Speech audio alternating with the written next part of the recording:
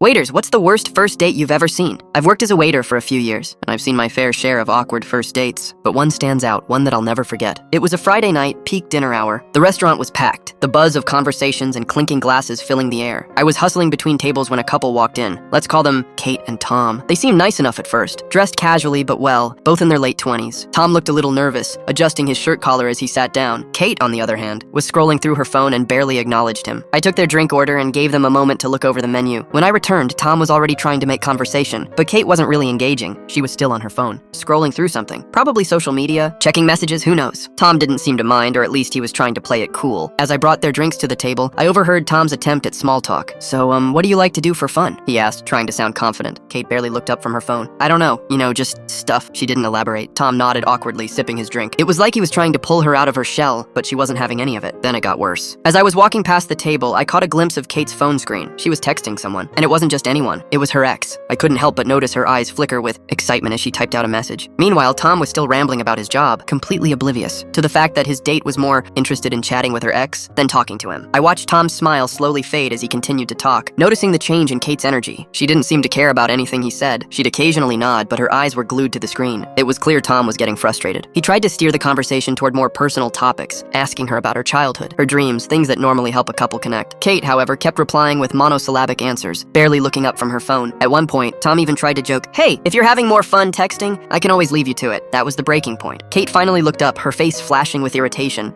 I don't really need this right now," she snapped. "I'm just not feeling it. I think we should probably just call it a night." Tom's face fell. He stammered, trying to salvage the evening. "Wait, what? I thought we were having a good time." Kate didn't even try to explain. She just gathered her things, threw some cash on the table, and walked out without another word. Tom sat there, staring at the empty chair where she had been, his face a mix of confusion and embarrassment. I walked over to him, not sure what to say. He barely acknowledged me, still staring blankly at the spot where she had been sitting. "I'll get the check for you," I said, but he didn't seem to hear me. When I returned with the check, he finally looked up, his face pale. "I don't even know what just happened," he muttered. He paid the bill, left a tip, and walked out without a word. It was one of those moments where you feel bad for someone, but you can't do anything to make it better. I've seen bad dates before, but that was like watching a slow-motion train wreck. The worst part was, I don't think Kate even cared enough to give him a second thought. As I cleared the table, I couldn't help but wonder, was it his fault? Or was she just not ready for anything real? Either way, it was a first date he definitely won't forget.